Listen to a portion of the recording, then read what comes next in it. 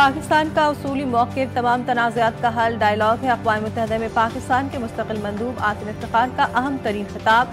आसिम इफ्तिख़ार ने कहा, रूस यूक्रेन जंग के असरात पूरे खित्ते पर असरअंदाज हो रहे हैं। इस जंग का कोई फ़ौजी हल नहीं, मुज़ाकरात वाहिद रास्ता करार।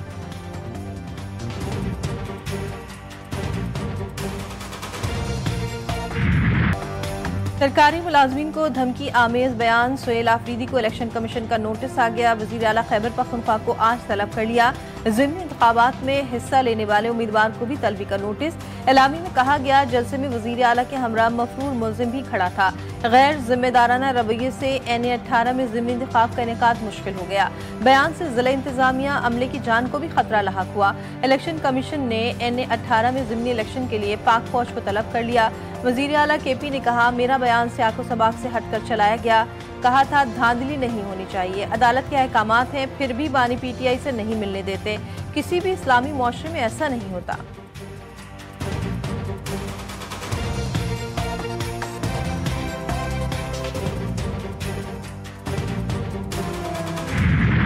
करप्शन पाकिस्तान की मुआशी और समाजी तरक्की में बड़ी रुकावट करार। IMF ने कर्ज प्रोग्राम की शर्त के तौर पर पाकिस्तान के लिए governance and corruption diagnostic assessment report जारी कर दी।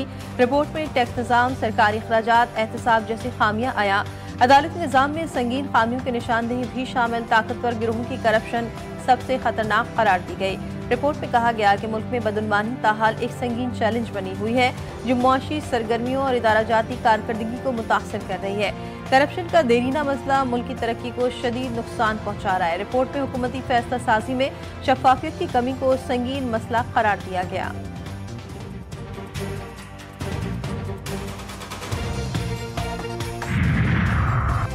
27वीं आईनी तरमीम के खिलाफ अपोजिशन अलायंस का आज यौम स्याह बनाने का ऐलान। PTI रहनुमा असद कैसर ने कहा, मौजूदा पार्लिमान मुकम्मल तौर पर नाकाम है। अवाम से वोट का हक छीना गया। अवाम कहीं कभी काला झंडा उठाकर एहतजाज रिकॉर्ड करवाएं। JUI के मरकजी मजलिस शुरा का हंगामी इजलास 23 और 24 नवंबर को तलब। मौलाना फजल रहमान इजलास की सदारत करेंगे। 27वीं आईनी तरमीम और हालिया कानून साजी के मुमकिन असरात का तफसीली जायजा लिया जाएगा। आइन के आर्टिकल जो मजीद सूबे बनाने की बात करता है, तकाजा करता है आईनी शिक पर अमल करे, वो गद्दारी हो सकती है। 140A आइन का हिस्सा है, इस पे इम्प्लीमेंट ना करना गद्दारी। और सूबे बनाने का ये अख्तियार इस आइन में भुट्टो साहब के दौर से है। शहर पर 17 साल के कब्जे को अब खत्म होना चाहिए। कराची की सियासत में एक बार फिर अलग सूबे की गूंज। आइन आबादी बढ़ने पर सूबों के क़याम का तकाजा करता है। आइन पर अमल दरामद न करना गद्दारी के मुतरादिफ है। खालिद मकबूल सिद्दीकी घनगरज कहा कि कराची लूट का माल नहीं, 17 साल के कब्जे को खत्म करना होना चाहिए। हमारे 2 आईनी मुतालबात पर चीख पुकार मची हुई है। शहर कायद के मुस्तकबिल पर शब खून मारा जा रहा है। जरूरत पड़ी तो कराची का मुकदमा सड़कों पर भी लड़ा जाएगा। जागीरदार जमहूरियत के चैंपियन बल्दियाती हुकूमतों की राह में रुकावट है। कामरान टिसोरी बोले, कराची और हैदराबाद के लिए MKM पाकिस्तान ने लड़कर पैकेज लिया। जो फंड्स कराची और हैदराबाद को मिले ये MNAs के नहीं, ये कराची और सूबे का मुकदमा है।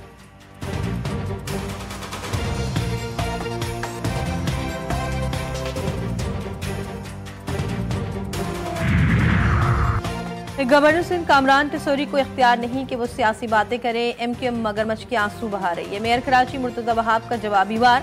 कहा, क्या पंजाब का बल्दियाती निज़ाम सिंध में नाफिज कर दें। सिंध हुकूमत की तर्जुमान सादिया जावेद ने नून लीग को पीपल्स पार्टी के दरमियान गवर्नरशिप मुआहदे पर अमल दरामद की याद दहानी करवा दी।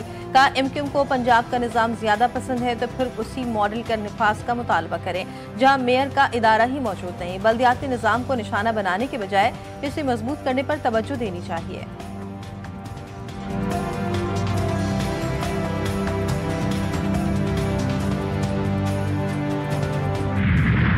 खैबर पख्तूनख्वा में सिक्योरिटी फोर्सेज की कार्रवाइयाँ। 30 भारतीय हिमायत याफ्ता खारजी मारे गए। ISPR के मुताबिक मोमिन में 4 खवारिज इंटेलिजेंस बेस्ड ऑपरेशन में हलाक। लकी मरवत में फायरिंग के दौरान 2 खवारिज जहन्नुम वासिल। जिला कुरम में 2 अलग अलग ऑपरेशन में 23 खारजी अपने अंजाम को पहुंचे। सदर, वजीर आजम, वजीर दाखिला का कामयाब ऑपरेशन पर सिक्योरिटी फोर्सेज को खराज तहसीन। वजीर आजम शहबाज शरीफ ने कहा, दहशतगर्दी के मुकम्मल खात्मे तक जंग जारी रखेंगे।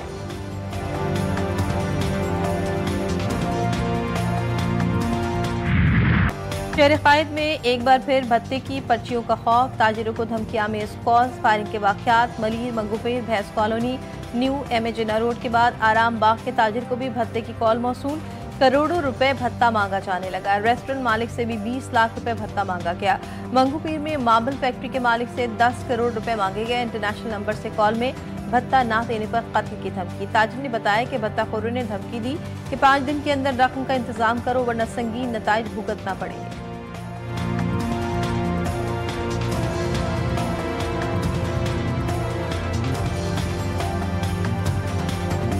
वो लोग जो इस वक्त ओवरसीज कॉलेज कर रहे हैं और जिस तरह भत्ते वसूल रहे हैं, वो लोग जो है अभी तक काबू में नहीं आ रहे। जो लोग इख्तिदार में बैठे, हमें बहुत उम्मीदें वाबस्ता है उनसे। काफ़ी हमारे तकरीबन कोई 4 से 5 लोग ऐसे हैं जो कारोबारी यहाँ कारोबार छोड़ के कुछ सऊदीया चले गए, कुछ इंग्लैंड चले गए।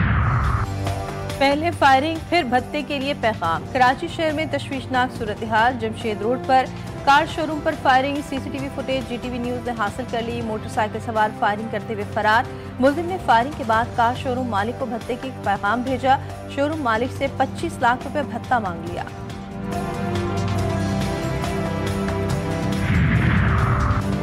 वज़ीर-ए-आला बलूचिस्तान सरफराज बुगटी की तब्दीली से मुतालिक कोई बात ज़ेर गौर नहीं। सरफराज बुगटी सूबे में अमन और तरक्की के लिए काम कर रहे हैं। मुस्लिम लीग नून बलूचिस्तान के पार्लिमानी लीडर और सूबाई वजीर सलीम खोसा ने कहा, बलूचिस्तान हुकूमत में मुस्लिम लीग नून पीपल्स पार्टी के इत्तेहादी है।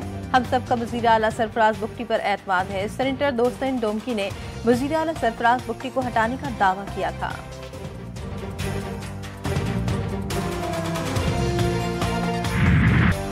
दुबई एयर शो में एक दोस्त मुल्क के साथ JF-17 थंडर की खरीदारी के मुआहदे पर दस्तखत। ISPR के मुताबिक पाक फ़ज़ाइया का दस्ता दुबई एयर शो 2025 में शिरकत के लिए मुत्तहदा अरब अमारात में मौजूद है। एयर शो के दौरान JF-17 थंडर ब्लॉक 3 तैयारा खुसूसी तवज्जो का मरकज। भारतीय फ़ज़ाइया के एहलकार भी पाक फ़ज़ाइया और तैयारों से मुतासर। भारतीय फ़ज़ाइया के एहलकारों का पाकिस्तानी कबीलन का दौरा। भारतीय फौजियों ने JF-17 के साथ तस्वीर भी बनवाई। जंगबंदी के बावजूद इसराइल के गजा पर दूसरे दिन भी शदीद हमले। मजीद 5 फलस्तीनी शहीद। 24 घंटों में 32 शहादतें। जख्मियों की तादाद 88 हो गई। शोधा में 8 खवातीन और 12 बच्चे शामिल। इसराइली फौज की ज़रूरत लाइन के खिलाफ वर्जी। 300 मीटर तक पेशकदमी। हमास ने हमलों के लिए इसराइली इल्ज़ाम को अपने जराइम और कवानीन की खिलाफ वर्जी को जवाब देने की नाकाम कोशिश करार दे दिया।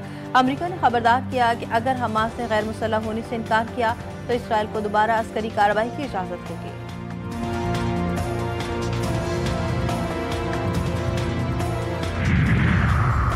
एटमी तवानाई एजेंसी में ईरान के खिलाफ करारदाद मंजूर। ईरान से यूरेनियम के ज़खायर, मुतासरा एटमी तंसीबात की तफसीलात और मुकम्मल रसाई फराहम करने पर जोर।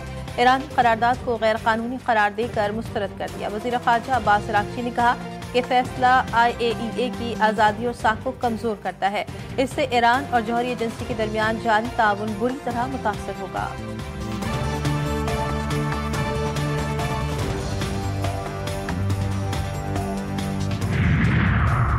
ब्राज़ील में आलमी कॉन्फ्रेंस COP30 के दौरान पवेलियन में आग लग गई। आतिशज़दगी के बायस सायरन बज उठे।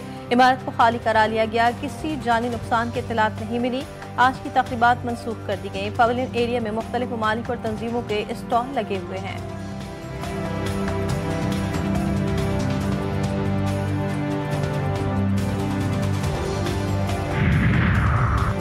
अमरीकी सदर की फौजियों को अहकामात मानने से इनकार पर उकसाने वाले डेमोक्रेट्स के लिए सजाए मौत तजवीज़। ट्रंप ने सोशल मीडिया प्लेटफॉर्म पर लिखा, ये रवैया फितना अंगेज है, इन्हें सजाए मौत होना चाहिए। ये वाकई बहुत बुरा है और अमरीका के लिए खतरनाक है। इनकी बातों को कायम नहीं रहने दिया जा सकता।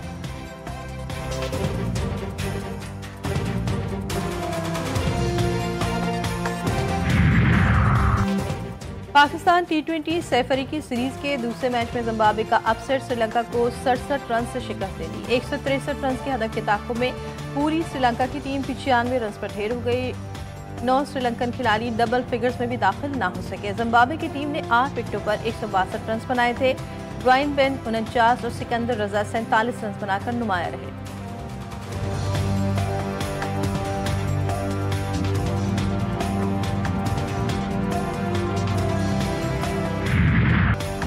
और माजी के अदाकार असलम परवेज को मद्दाहों से बिछड़े 41 बरस बीत गए।